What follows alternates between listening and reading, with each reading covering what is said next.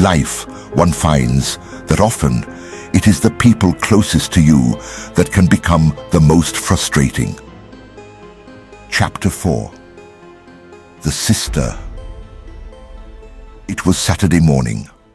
Rexa was talking to her sister Lakisha on the phone. Torch in the next room heard it was getting heated. He usually tuned out their arguments, but his name kept popping up. He listened more. It was about the link that he had Rexa send to her sister who lived nearby. The link was to the Quantum Brother. He surmised from the conversation that Rexa's sister had issues with the content. In finality, Rexa told her sister to come over and air her feedback with Tyrone, as he was the one who was promoting this brother's ideas. Rexa's sister, Lakisha, was 4 years older and was the star of the family. She completed college and was working as a 4th-grade teacher. She was off a bad marriage, which is another story, but had forged ahead and now had her own condo. She was quite involved with various community groups and had definite political opinions. Tyrone had always found her loud and limited in her thinking. To him, it was her repeating things loudly she had heard or seen on television or social media. An hour later, there was a knock on the door. Rexa got up, throwing open the door. It was Lakisha. They greeted each other and immediately began talking about a new hair weave that Lakisha had gotten 2 days ago. Torch was on his computer checking out metrics on his YouTube channel. He had gotten quite good at knowing what words got hits. He actually made money off of his site, and it was growing. Tyrone commented on everything from musicians to women and how the bros had to be careful of them.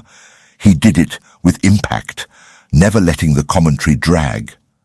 Once in a while, he even secured a guest, usually a wannabe rap star like himself or a local rabble-rouser. Once done with the braid talk, he heard Lakisha talking to Rexa. That caramel-skinned brother has shit coming out the wrong hole, not his ass but his mouth. She turned to Tyrone. He police. Torch sighed, walking in, knowing there was going to be vitriol. Lakisha, he's retired. Lakisha cut him off. Shit, that brother probably got Donald Trump tattooed on his black ass in white ink. Tyrone heaved. He sets his own path. He says, define your own party. She snorted. Pure-ass sellout. Probably was one of those ghetto gunfighters hunting down brothers in hoodies. Rexa went into the kitchen to secure refreshments. She already knew there wasn't much point in her arguing with her sister, as she was adamant in her positions. Tyrone also knew Lakisha could be cement-headed. He decided to try a more conciliatory approach by validating her points and then rationally addressing them. Actually using a line the Quantum Brother voiced, Tyrone stated calmly. Always have rationality as your headlight. It will prove to be the most powerful bulb you have in discerning the present, and more so, the future. Lakisha shot back with the same statement as before. He be fucking police. It's as fucking pure and simple as that. Tyrone knew Rexa's other sister's husband's brother worked as a police dispatcher. He interjected, Gerald, he also... She cut him off. Gerald is a dispatcher. He is in the room answering calls from the folks. Tyrone interrupted. Lakisha, he works for the police, and he's cool. She threw her hands up. Yeah, but he's not running around spewing out a bunch of cowboy right-wing shit. Gerald, don't be wearing a cowboy hat and dancing around some MAGA statue. Tyrone held his hand up. Lakisha, the Quantum Brother, is not MAGA, and he doesn't wear cowboy hats. He is not right-wing. Matter of fact, he's not left or right-wing. He is think-wing. That's what he calls it. She snorted. I watched some of that shit, that link you sent about the Democrats just reanimated Confederates. Soon as I heard that shit, I shut that black cracker off. She waved her finger. Who you think be fighting for us? Tyrone nodded his head, keeping his voice calm. Tell me, how many Republicans were in the Old South? Better yet, how many were in the Klan? She shook her head. Probably, most of them. Torch calmly answered, No, Lakeisha, not a single one. She went to speak. He held his finger up. A wager, 50-1. Reach into your purse and pull out a $10 bill, and you find one Klan crackers that was a Republican, and I will give you $500. And if you can't, it's $10 to me. He saw she was thinking. Tyrone, I don't want to take your money. He laughed. Don't worry, I'll be buying me and Lakeisha a couple of lattes with your 10. He saw her assurance wavering. Okay. She stood taller. Why don't you tell me one of these Democratic Klan masters?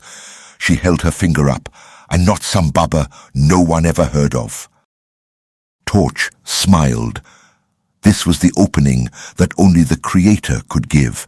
He put his hand to his chin. Let me see a big name. I got one that has buildings, roads, and schools all across the country named after him, and this one is recent and a stone Democrat. She put her hands on her hips. I'm waiting. He smiled. Better sit down, girl. Senator Robert Byrd, who headed the Senate and was also the exalted Cyclops of the KKK.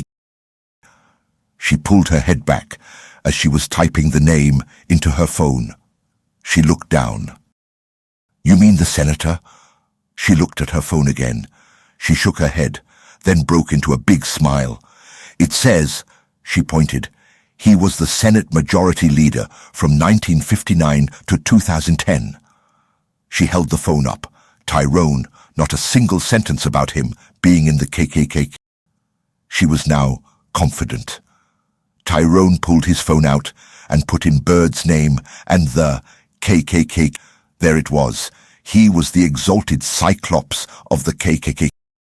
He showed it to Lakeisha. She grabbed it reading, shaking her head, then muttered, What the fuck? Tyrone looked at her. Got some more for you. Hugo Black, the famous Supreme Court Chief Justice, KKK. The list goes on, girl. Some say Harry Truman and even LBJ Johnson, KKK. Lakeisha, every one of the slavers, were Democrats. She was furiously typing in on her phone. Tyrone laughed. You have to type in the name and the KKK. Remember, this information is all fed to us. Like the brother says, we the fucking chickens in a liberal chicken house. She continued typing. A confused look slowly invaded her face. There was another sharp, what the fuck? He laughed. It's tough when you discover you've been played. She continued typing, shaking her head. Tyrone continued. There are scores of them, and everyone a Democrat. Quantum Brother says in spite of this, them being Klan members, says we have to still look at their whole lives. Letitia turned to Rexa. You see this shit? Rexa smiled. I'm with Tyrone. He always shares his insights. I already saw that shit. Lakeisha sat down. A nascent conversation began. An enormous amount of her previous assurance and vitriol had been tempered. She was in shock at the realization that this Quantum Brother might be onto something. Tyrone did again reiterate that the brother always counseled that there was a good probability that many of these, like Senator Byrd did later, have genuine realizations as to the errors of their way. Says tu, but the brother also counseled that the totality of the Confederate mindset was and is still embedded in most of these people.